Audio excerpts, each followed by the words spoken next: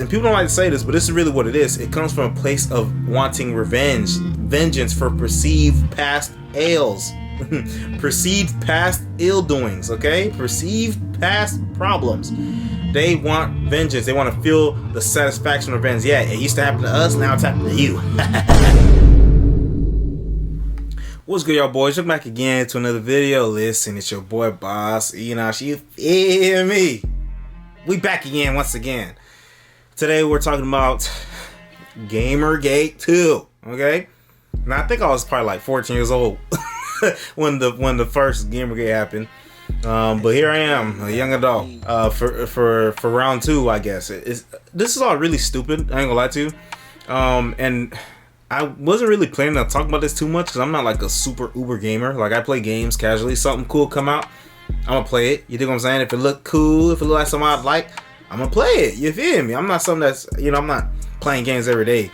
But the reason I'm even talking about this shit is because how it intersects and how it's a microcosm of a bigger issue that is infecting a lot of different areas and industries. You feel me? So look, this Sweet Baby story has gone to some strange places. You probably wouldn't believe me if I said that the Department of Homeland Security has got involved in this. Okay, you wouldn't believe me if I said the Canadian government has gotten involved in this. Well, it's true. It's real. But before we get to that, I want to dig a little bit deeper into Sweet Baby Inc. Okay, I've said this. I think I said this in the last video where the Sweet Baby Inc. is not the #1 boogeyman, DEI boogeyman. Okay.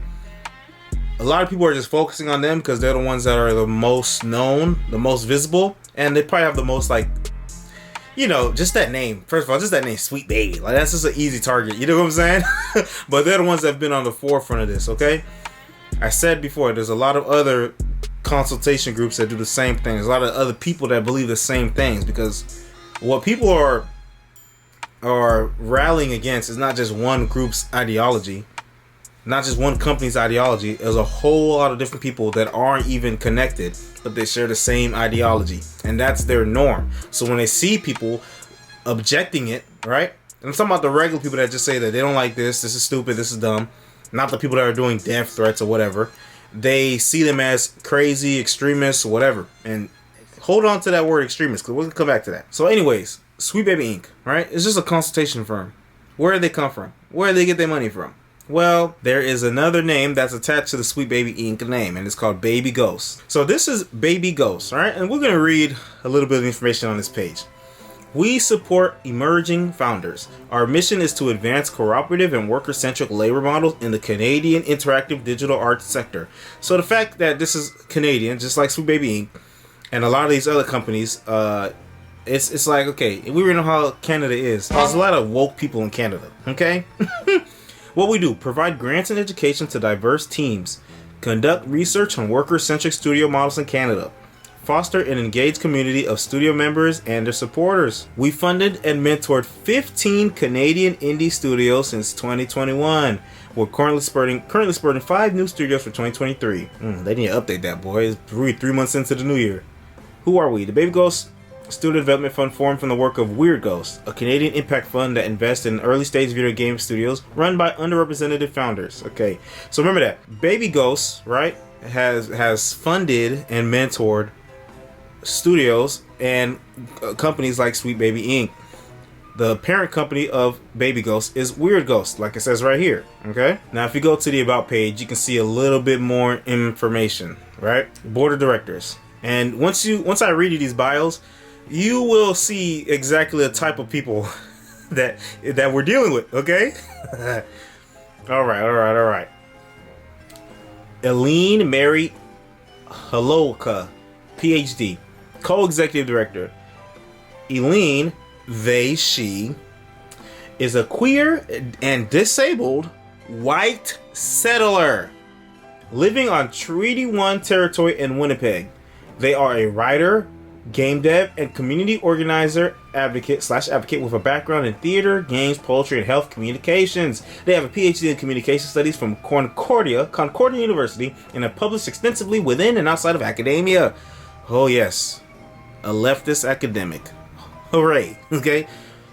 They are a co-founder of, and I hate how those two words are becoming like synonymous. They are a co-founder of both Weird Games and Baby Ghost with Jenny Robinson Faber, the lady down here.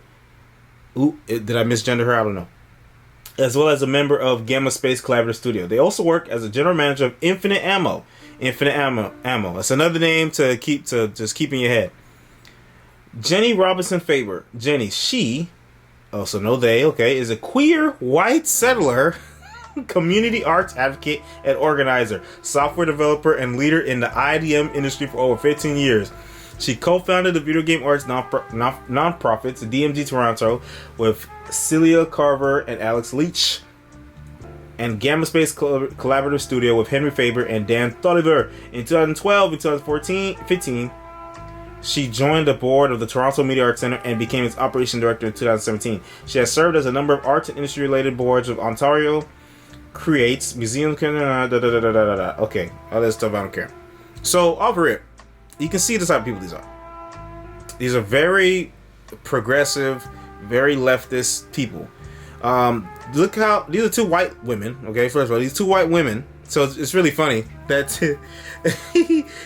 these white people are the ones that's funding these people of color and all that. Like, you know, really they should give up the positions, give it to people of color. Okay, because right now they're being white saviors, right? That's what their ideology feeds. Okay, but it's crazy how the concept of white guilt is very interesting to me, and this is what it screams. They're literally referring to themselves as a white settler. White settler, white settler. What does that scream to me? What does that scream to you? You know what I mean? And why is that even necessary to even put that in there to begin with? You know what I mean? I just don't get it. Why was that there? What? I guess it informs their identity. It's like it's like a neon sign saying, "Hey, look how progressive I am. Look how woke I am." That's pretty much what it is. So, just off that alone, it tells you what we're dealing with. And these are some of the people that's on the top of Weird Ghosts, right? The ones that are funding all of this. So, you know, it makes you wonder where they got this money from. But again, I guess part of their ideology will make you assume that they're white people and they got money, I guess. So here's Weird Ghosts, an impact fund for studios led by underrepresented founders across Canada. We support video game studios with studio development training, catalytic environments, and community in order to build strong, impactful teams of underrepresented makers who are shaping the future of games. Studio support, not just project funding. Weird Ghosts invests in founders who want to build a profitable, impact-oriented studio. Boom. How we fund. We believe in creators retaining ownership of their companies and IP. Our investments are structured. Boom, boom, boom. So a lot of the same shit, pretty much. They write grants and they invest. Proud to sponsor. And look, here's them again. The same people. General partner. Our minority investor is Infinite Ammo Inc. So I kind of want to look into that too. Who's in charge of that? And look at this, land acknowledgement. Although we refer to ourselves as a Canadian-wide fund, we acknowledge that what we now call Canada is built on unceded Indigenous territory. Weird Ghosts operates out of Winnipeg on Treaty 1 territory and Toronto on Treaty 13 on the unceded territory of many nations, including the Mississaugas of the Credit, the Anishinaabe, the Chippewa, the Haudenosaunee, and the Wendat peoples. We know that acknowledging the land is only one part of addressing settler colonialism in Canada. Weird Ghosts is owned by two white settlers who aim to practice uncolonization by prioritizing the support of Indigenous creators, centering social impact within. Maybe they meant centering and they spelled it wrong, or maybe I'm tripping. Within the games industry and creating less extractive funding models. We hope to take further measures to deconstruct colonialism in both our fund and the games industry as we continue to grow. Phew. So yeah, as you can see, these are the type of people we're dealing with. Me personally, like when they talk about this shit, decolonization and yada yada yada, it's like, bro, okay. I mean, throughout history, every land that someone is on someone was living there, and then another group of people came and they fought and they either won or lost. You know what I mean? Like I don't really, I don't know. Like, how you want me to feel crazy about that? Like, okay, yes, Native Americans are here. I'm not gonna say it's a good thing, right? Obviously, I'm not saying it's a good thing, but the fact of the matter is, people came and they conquered land. I don't know what you want me to think, bro. You want me to cry about that shit? It is what it is. As long as you're not treating people badly, you know, we're in the present day. You know, we strive for equality. We strive for people to be treated equally, shit like that. I don't know what I feel like. I've always felt like this is just harping on this idea that, oh, you're on stolen land. You're just trying to make yourself look good and look like you're some savior. Yeah, you care about people, yada yada yada. Like, I don't know. It's kind of dumb to me, but it shows you these people's mindsets. This is where their mind is at. So when you see certain ideologies that get put in games, like I was talking about before, it's not because that they're forcing them to put that in there. The people, these game devs are hiring these consultant agents, these consultancy firms that are funded by these two white settlers. And they're gleefully putting that shit in there because a lot of these people believe the same stuff. You feel what I'm saying? So even though a lot of people saying it's Sweet Baby Inc., you know, everybody knows their name. You got all these different game journalist companies talking about it. Versus Kotaku, now it's a bunch of other places. You know what I'm saying? You know, some people are feeling like it's a win. That, you know, that we know who it is. We know the enemy. We're putting the heat on them. But people reacting, it's not going to really change all of this. I mean, the only thing that'll change is if you just don't buy the shit that they're making. You know what I mean? But I don't know. I feel like if any of them are smart, they're just going to try to go about what they're doing a little more slick. You know, they're not going to be so loud and proud about it, right? It's a common trend that you see of all these people. Like they're trying to push more LGBTQ stuff, more trans ideology, more gender ideology. They're trying to push more, I guess, white hate. They hate white people this, white people that. And you can't say it's a conspiracy theory or it's an exaggeration because all these people say it themselves. Literally, I saw it in the video, I think.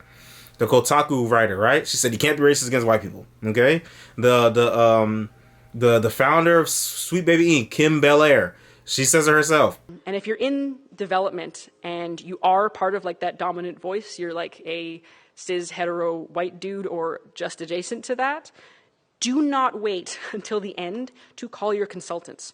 Bring them in at the beginning, and instead of asking them, hey, is this very racist thing we did very racist, or is this deeply offensive thing we did deeply offensive, are you hurt by it? Put this stuff up to your higher-ups.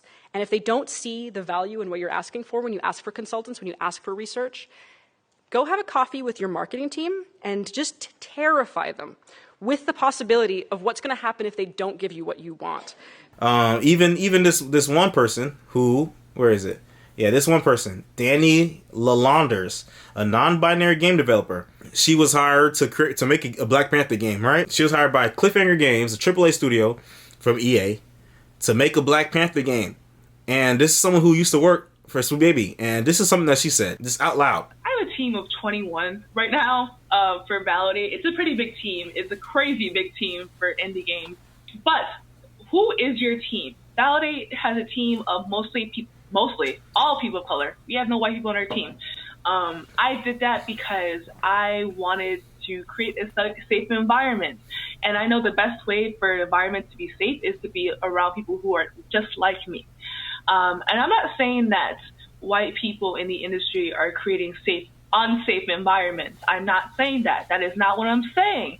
I am saying that sometimes it is hard to work with white people because they think that something made okay, but it was really a microaggression. And no one wants to deal with that while they're trying to make a game that they love. I have a team of 20. There's a couple things I can say to this, right? And, no hate to her, right? I don't know her as a person, so I'm only judging her statements based on this video and what she obviously believes. And maybe I'm being a little bit biased because of that septum bull ring piercing, right? I have a bias against that, and I'm going to admit it, okay? I'm septum nose ring phobic, okay? I don't like them. The septum ring. There's a couple of them on Twitter that I really don't like that one light-skinned black girl that called black men bullet bags because they was not agreeing with her over something, right? So I have a little bit of a bias against that, okay? But listen, first off, aside from admitting to breaking the law, right, saying that she only hired black people on purpose, You know, it's similar to that one guy from Shark Tank, I think, or whoever it was. Maybe it was Mark Cuban. It was some guy who said that he looks at race and gender and stuff when he goes hiring. When he does his hiring stuff. But then he tried to backtrack when he realized he messed up because you can't hire someone based off the race or gender. You know what I mean? See, it's listen. It's not okay when they do it, but it's okay when I do it. That's what these people think. So, aside from that, where she contradicted herself, she said that she hired mostly people of color, white people on her team. I did that because I wanted to create a safe environment. Okay, so she hired no white people because she wanted to make a safe environment. And I know the best way for an environment to be safe is to be around people who are just like me. And I'm not saying that white people in the industry are creating unsafe environments. So I didn't hire any white people because I wanted the environment to be. I didn't want the environment to be unsafe. But I'm not saying that white people create unsafe environments. Come on, bro. Come on. Like, and I'm not trying to put on like a cape for white people. You know what I'm saying? But it's just this type of mindset is very like corny to me. You know what I mean? It's corny. It's cringe. Like, just vibe. Why can't people just be people, bro? Everybody, look who has the experience, who has the talent, the skill, you know, who seems to have a good idea, a good vision, and hire them. That's it. Point blank simple. But listen, maybe it's a more masculine mindset of just like, okay, being efficient, right? I'm gonna hire who's efficient. Boom. Aside from hiring for other reasons other than the job that we're doing, right? Because she's hiring because she want to make it feel safe, assuming that white people's not gonna make it feel safe. Now, I'm not saying that. Obviously, there's like, come on. Obviously, there's racist people. Obviously, there's racist white people. Obviously, there's people that make places feel unsafe or uncomfortable for people who are the other, right? People who are not the majority. And I don't think that's a good thing. I don't think it's a good thing. What's interesting to me is that the people who seem to advocate about that the most, it's like they want to, it's like it comes from a place of vengeance. Like, they want to do it themselves. You know what I'm saying? You know, it's, I don't want to say it's when the oppressed becomes the oppressor, because I'm not saying people are being oppressed here. That's a little hyperbole, okay? It's just it's hyperbole. But think about, if y'all seen the clip from the Oscars, they had John Cena going on the stage, booty butt naked, right? Everybody's laughing, hee hee ha ha.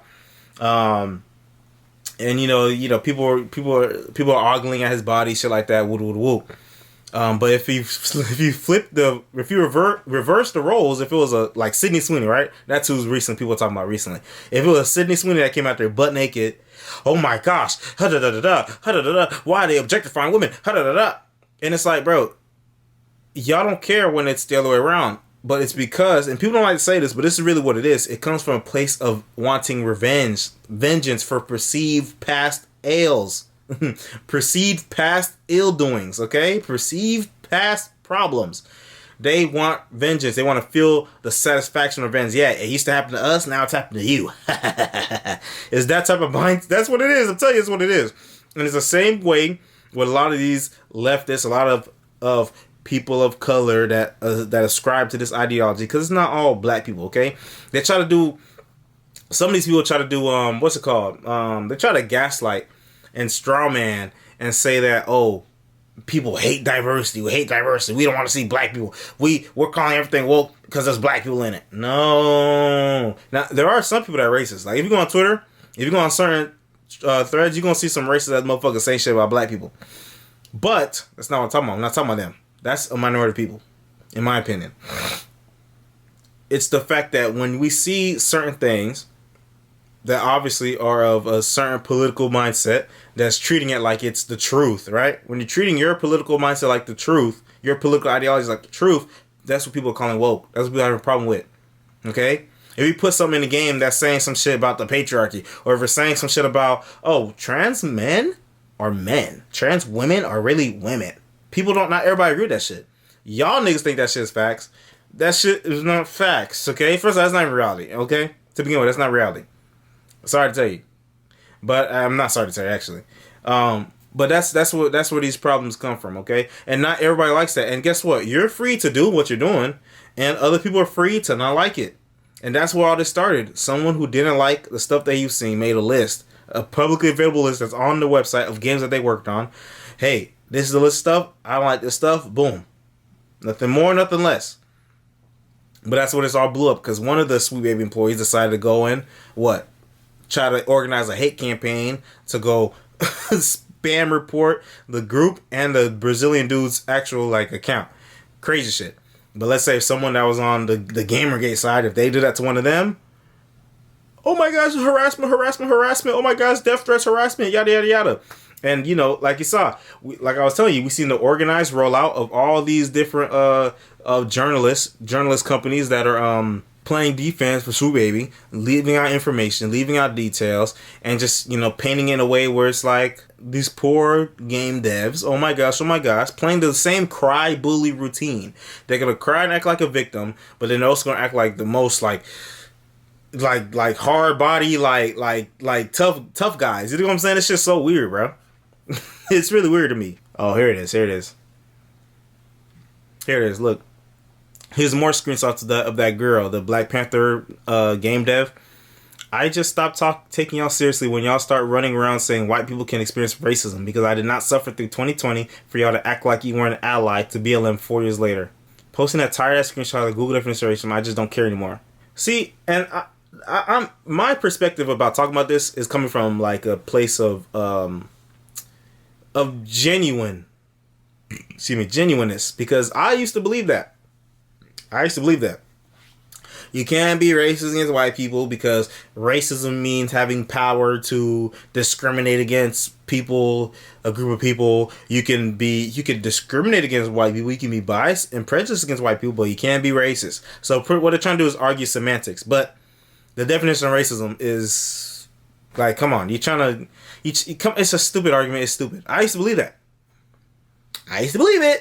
Right? I used to believe it, but I see where this mindset, especially what these leftists believe, where it takes you. It takes you on a path of like destruction. You just want to destroy everything. It makes you want to hate everybody. It makes you think you're a victim, you're a loser, you can't do anything, you have no power. I don't like that. It's stupid. It's stupid and it's dumb. And it has you arguing stupid shit, make you look retarded. Because again, it puts you on a mindset where everybody's the enemy. It's me against the world. And you can't live your life like that. Most people in this country are just regular working class people trying to make a way, struggling through, whether it's trying to pay the bills, trying to put food on their plate, feed their families. And if you're just walking around this mindset, you're looking at someone who's a regular working class person like you, and you're just looking at them like that's your enemy. Like, it's weird. It's hateful. You know what I'm saying? It's just inherently, that's what it makes it come down to. Because their guideline of belief is their religion, because that's what this shit really is their religion. A lot of people that reject religion, this is their actual religion, okay? Humans are innately religious is what I'm coming to think. But their religion says that it's always, every situation, you got to look at it as the oppressed versus the oppressor. And someone always has to be the oppressor, or the equilibrium is off and fucked up. So they're always going to find somebody to be the oppressor, no matter what. Okay? No matter what. And they have to defend the oppressed no matter what. Let's see what else she said.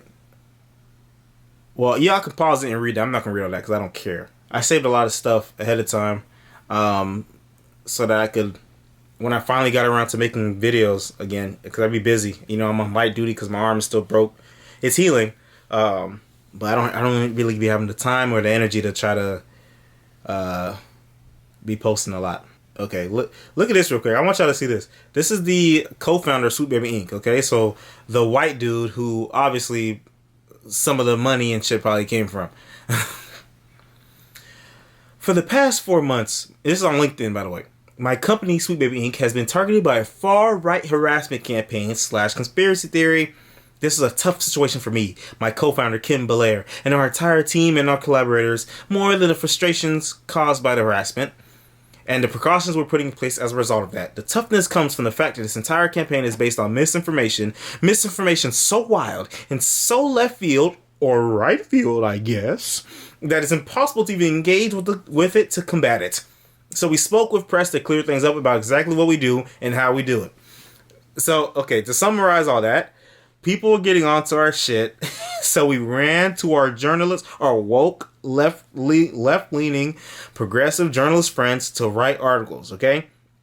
And anyone who knows about any of this shit, we already know how a lot of these game devs are, okay? They're very, like, bro, I think part of it is that what they write is what they believe, but also, and I'll put some here on the screen, so y'all see what I'm talking about, some headlines, for example. But also, they know that they need clicks, okay? So they're going to make a very, like, egregious, inflammatory headline so people can hate click it, and people like me can go make videos talking about it. All right, let's keep going.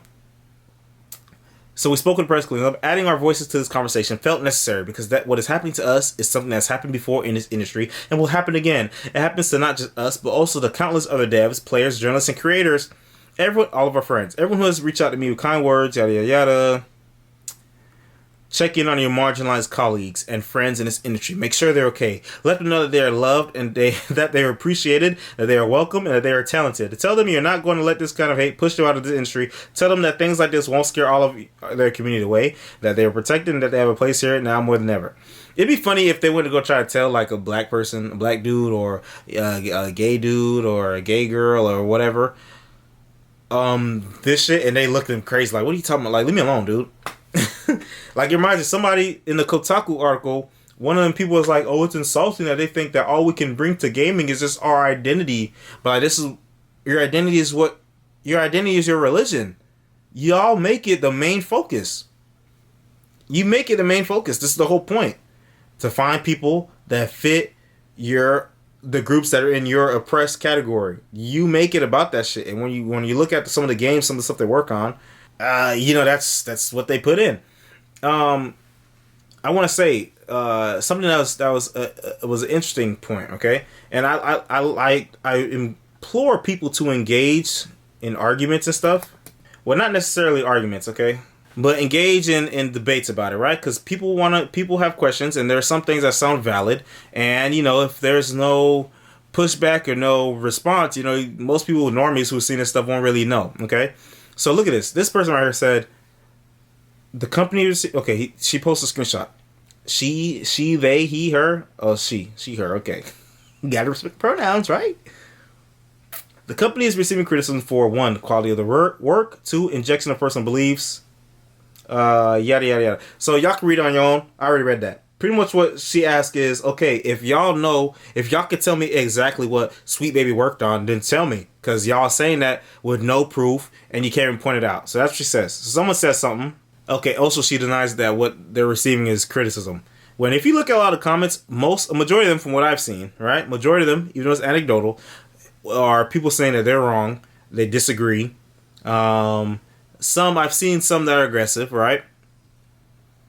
But I personally haven't seen like death threats. I saw something that was vague, saying that someone won't live long or something like that, or they won't make it to their 40th birthday or something like that. That's weird. I don't agree with that.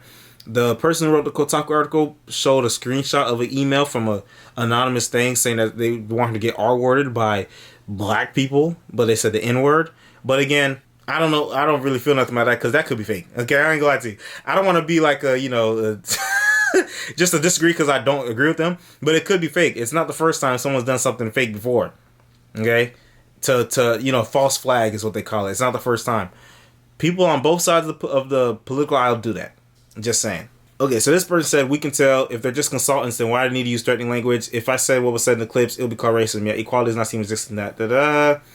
So this person said, tell me then. Go to God of War, go to Suicide Squad, Alan Wake 2, go to those games and tell me with proof what Sweet Baby wrote.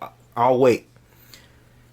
Okay, so what I will say is that the most proof that we have, even though obviously we can't go and be like, oh yes, this person, Kim Belair, wrote this part from Suicide Squad. We can't say that for certain things. I think there was one game specifically that she worked on that she kind of said what it was that she worked on. I don't remember.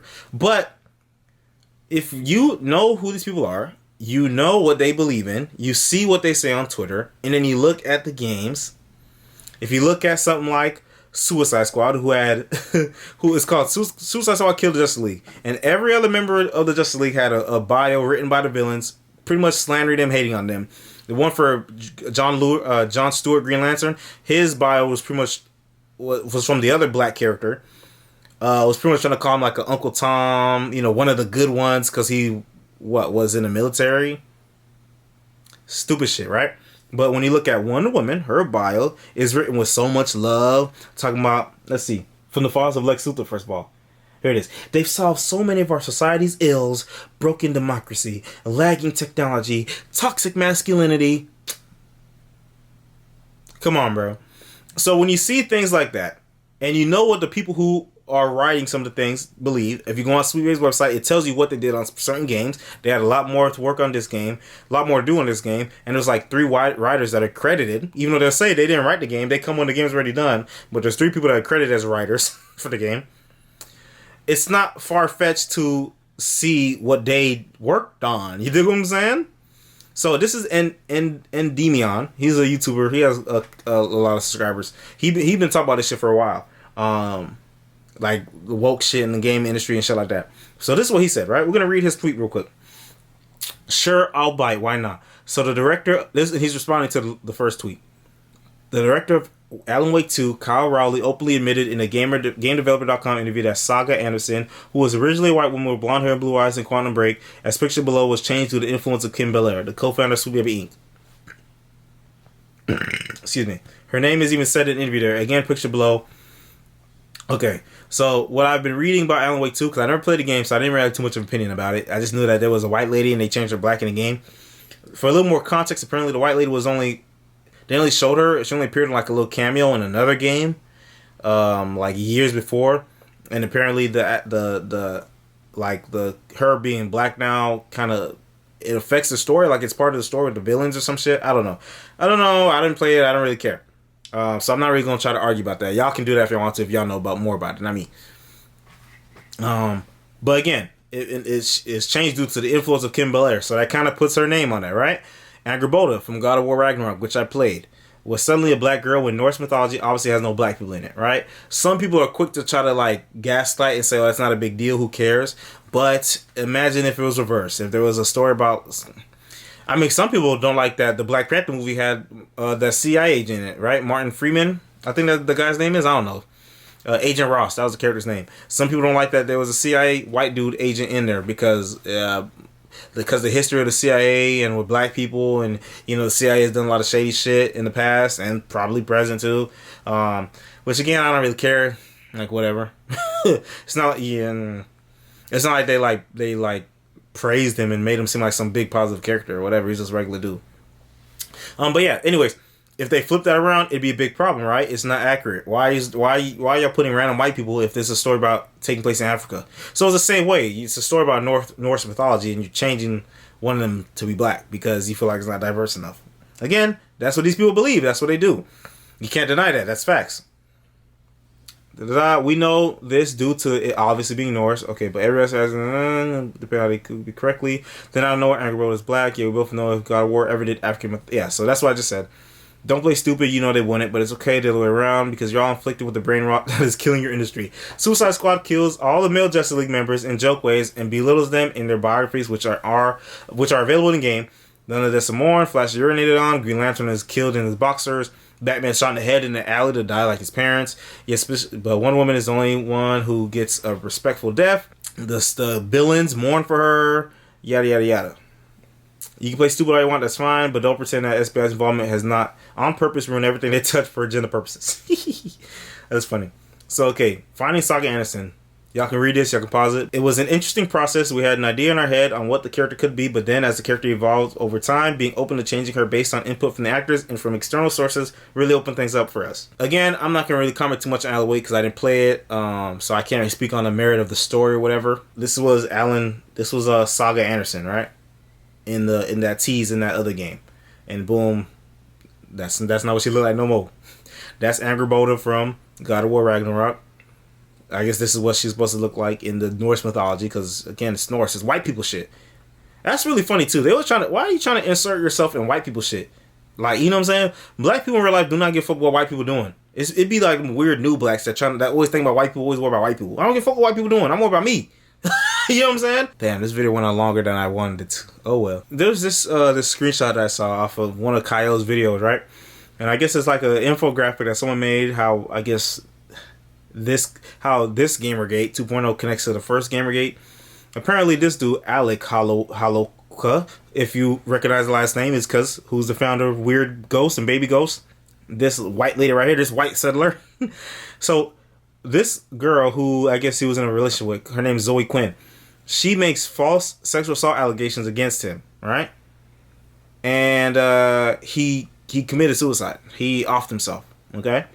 And somehow the sister of Alec, who had some money, I guess some of his money, I don't know, she started using that money to fund all these other people.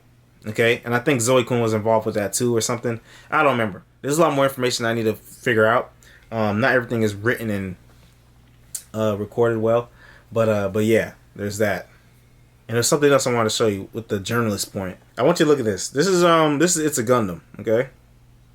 And what he puts up on the screen is like a perfect encapsulation of how these journalists are, okay? Absolute classics here. White men wearing black socks is undercover racism. Men are less likely to wear a mask, another sign that toxic masculinity works. Shaming people who refuse to wear face masks isn't a good look.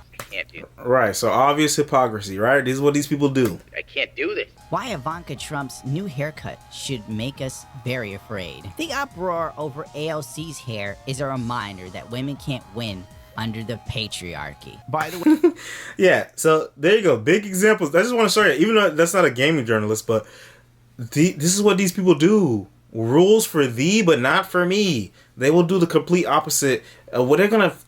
These people are going to do whatever they're going to do that feeds their agenda, okay? It is what it is, bro. I don't know what to tell you. Aside from that, this is what these people do, bro. I'm going to end this video here. And I'm gonna talk about the Homeland Security shit in the next video, okay? I'm gonna keep that one a lot shorter. If you made it through this whole video, I appreciate you. Thanks for watching.